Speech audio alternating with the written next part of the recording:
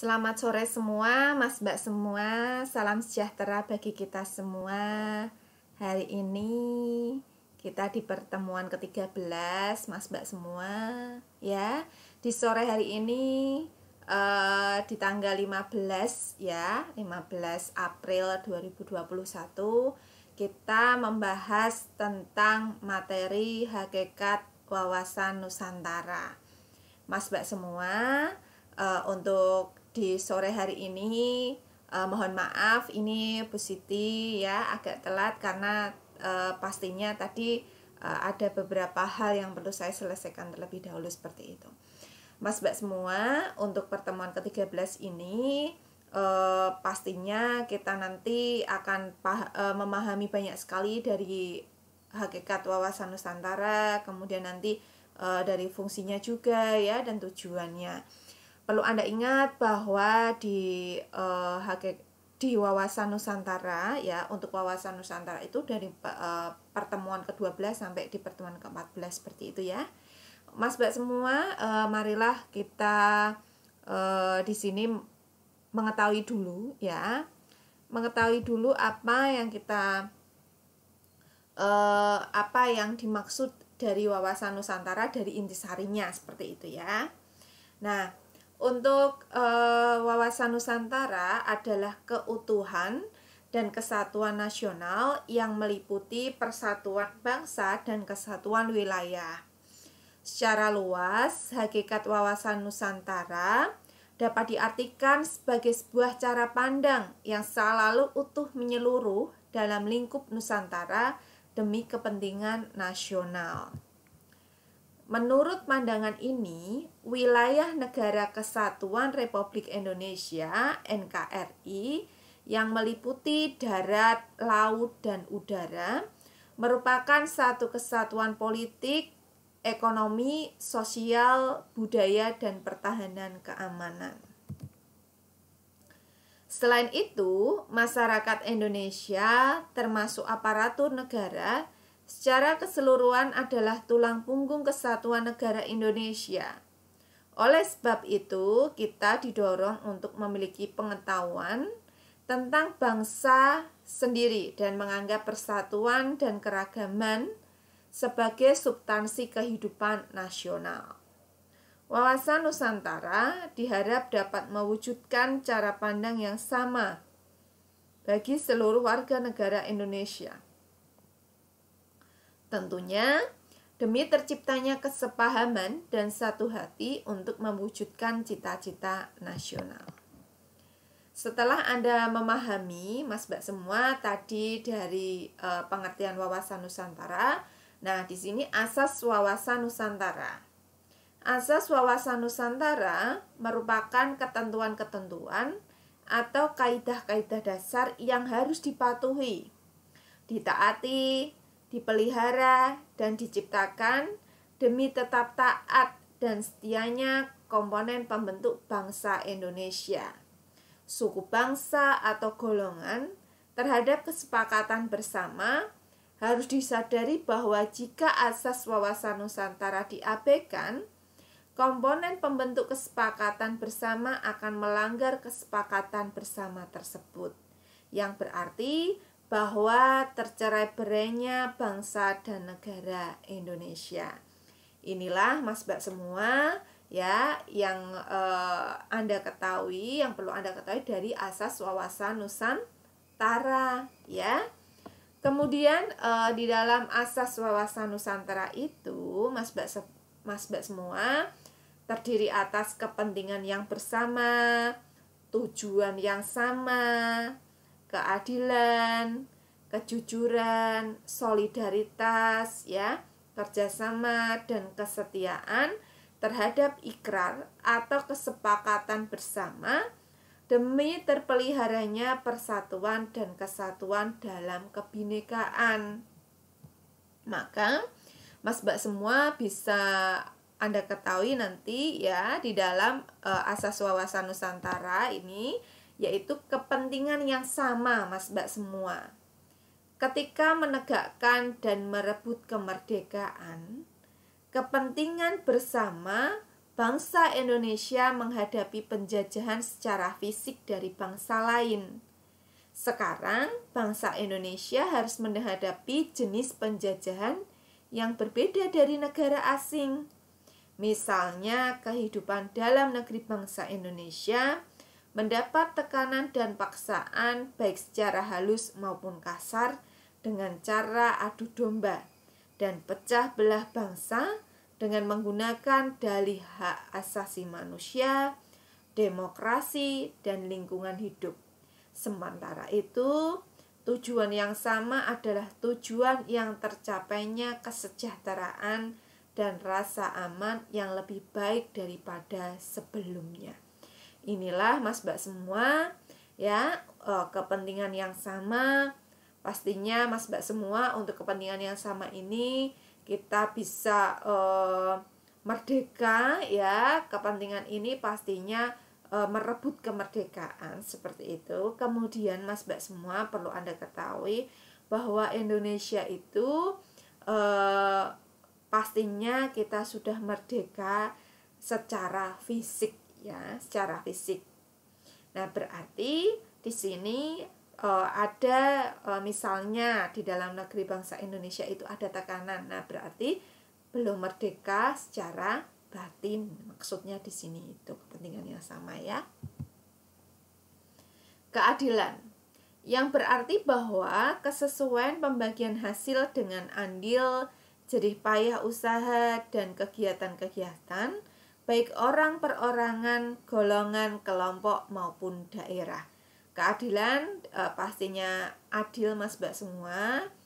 Keadilan itu pastinya andil ya. Kegiatannya ini kaitannya dengan golongan, perorangan, kelompok maupun daerah. Kejujuran yang berarti keberanian berpikir, berkata, bertindak sesuai realita, serta ketentuan yang benar biarpun realita atau ketentuan itu pahit dan kurang enak dengarnya. Demi kebenaran dan kemajuan bangsa dan negara, hal ini harus dilakukan. Inilah kejujuran. Ya, jujur itu harus sesuai dengan realita, Mas Mbak semua. Bahwa jujur itu pasti benar, jujur itu pasti baik, jujur itu pasti berkata sesuai dengan realita.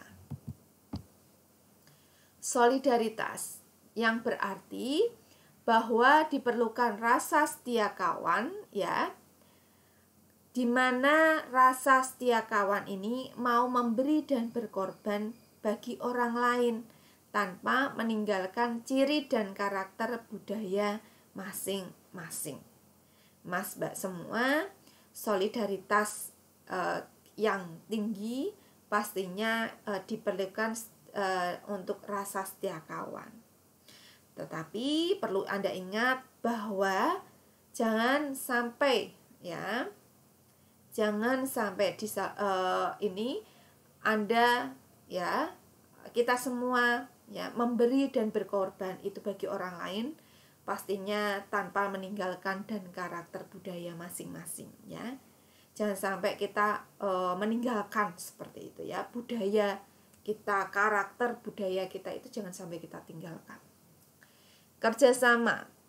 Kerjasama berarti adanya koordinasi, saling pengertian yang didasarkan atas kesetaraan kerja kelompok.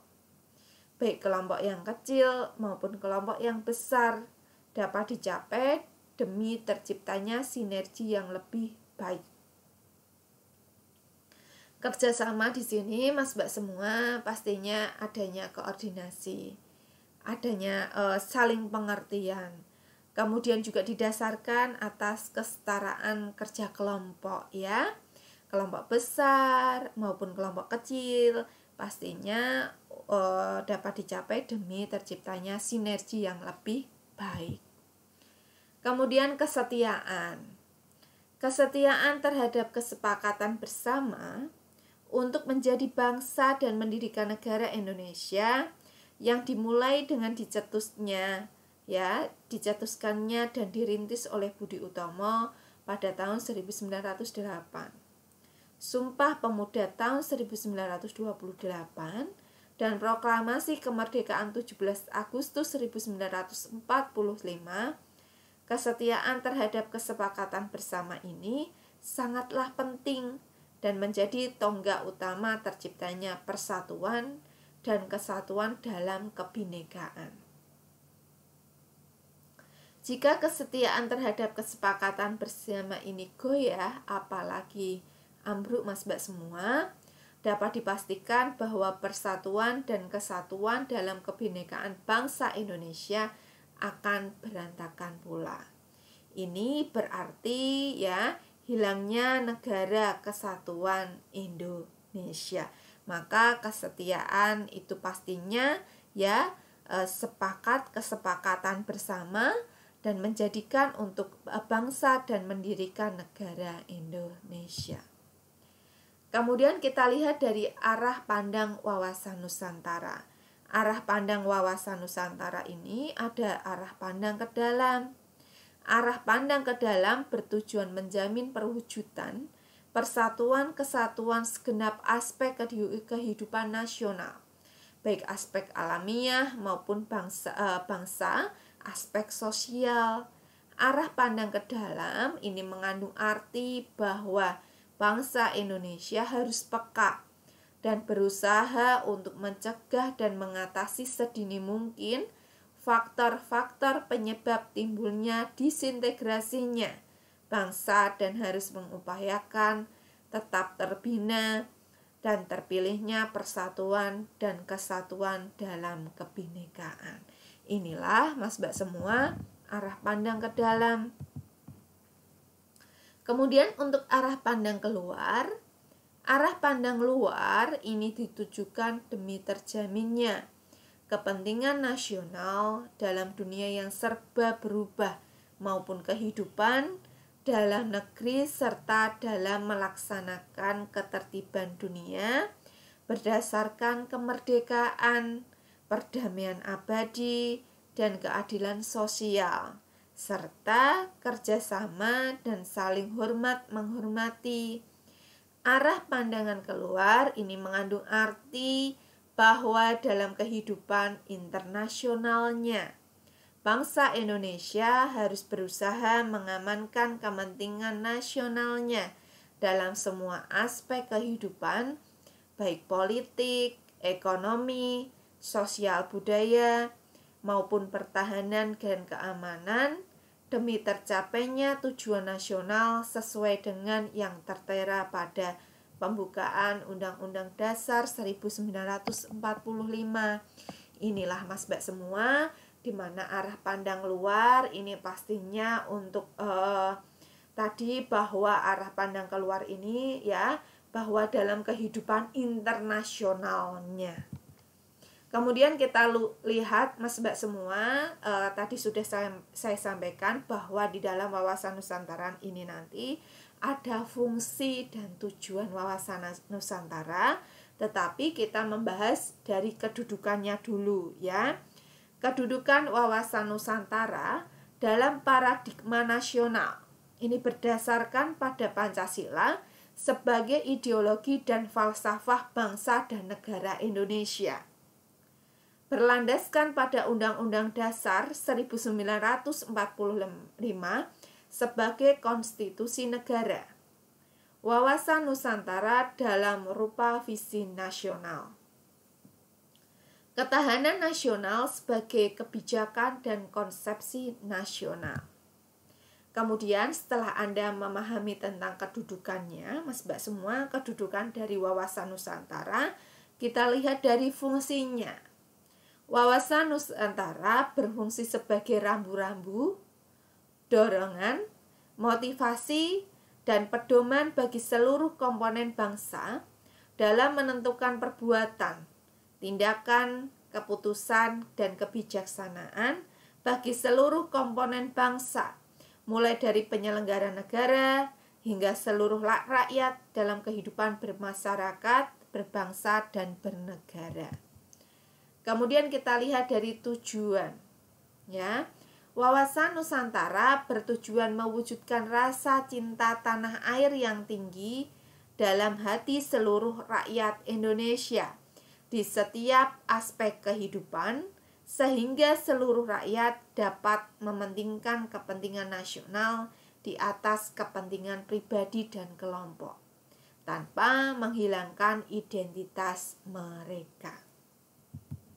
Kemudian untuk sasaran implementasi, Mas Mbak semua di sini bahwa wawasan Nusantara dalam kehidupan nasional adalah menjadi pola yang menjadi dasar berpikir, bersikap, bertindak dalam rangka menghadapi, menyikapi, menangani berbagai permasalahan menyangkut kehidupan bermasyarakat, berbangsa, dan bernegara yang berorientasi pada kepentingan rakyat dan wilayah tanah air secara utuh dan menyeluruh. Kemudian kita lihat dari implementasi itu tadi, Mas Mbak semua. Yang pertama, implementasi wawasan Nusantara dalam kehidupan politik ini akan menciptakan iklim penyelenggara negara yang sehat dan dinamis. Hal tersebut nampak dan wujud pemerintah yang kuat, aspiratif, dan terpercaya yang dibangun sebagai penjelmaan kedaulatan rakyat. 2. Implementasi wawasan Nusantara dalam kehidupan ekonomi akan menciptakan tatanan ekonomi yang benar-benar menjamin pemenuhan dan peningkatan kesejahteraan dan kemakmuran rakyat secara merata dan adil.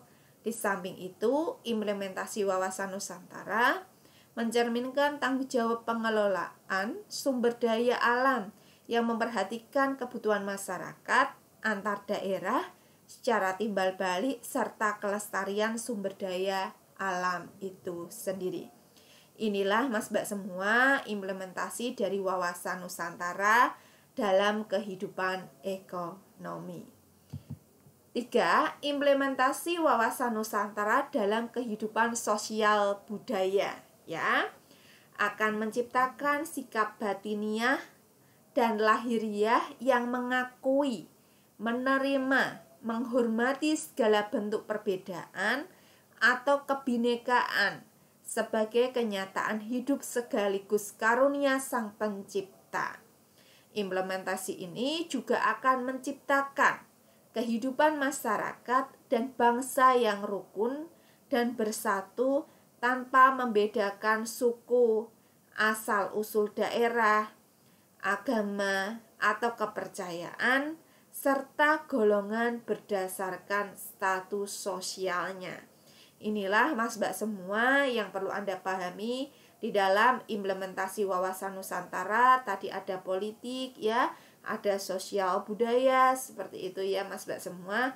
Bahwa pastinya di dalam implementasi ini untuk menciptakan kehidupan masyarakat dan bangsa yang rukun yang rukun dan bersatu tanpa membedakan suku, asal usul daerah, agama atau kepercayaan serta golongan berdasarkan status sosialnya.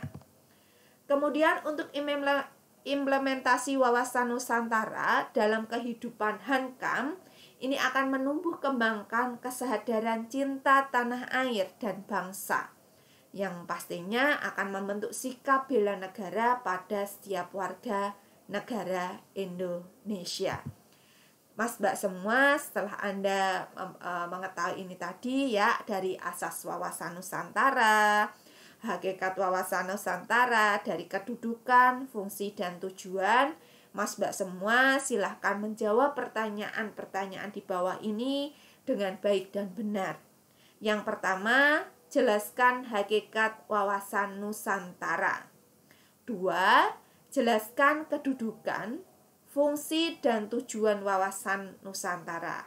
Mas Mbak semua perlu Anda ketahui Mas Mbak semua tadi ketika kita sudah membahas tentang dari hakikatnya, kedudukan, fungsi, dan tujuan, pastinya Mas Mbak semua nanti akan mudah menjawab pertanyaan yang saya berikan seperti itu Perlu saya ingatkan Mas Mbak semua, Anda ini nanti di pertemuan ke-13 pada tanggal 15 April ini Mas Mbak semua di sore hari ini, Jangan lupa Anda untuk login di Siakat untuk presensi hari ini di pertemuan ke-13 ya, untuk kelas sore. Terima kasih Mas Mbak semua atas perhatiannya. Ini yang bisa saya sampaikan. Semoga materi yang saya sampaikan ini tadi bisa Anda terima dengan baik dan benar. Dan mohon maaf apabila ada salah-salah kata, Mas Mbak semua. Terima kasih atas segala perhatiannya Mas Mbak semua. Selamat sore. Wassalamualaikum warahmatullahi wabarakatuh.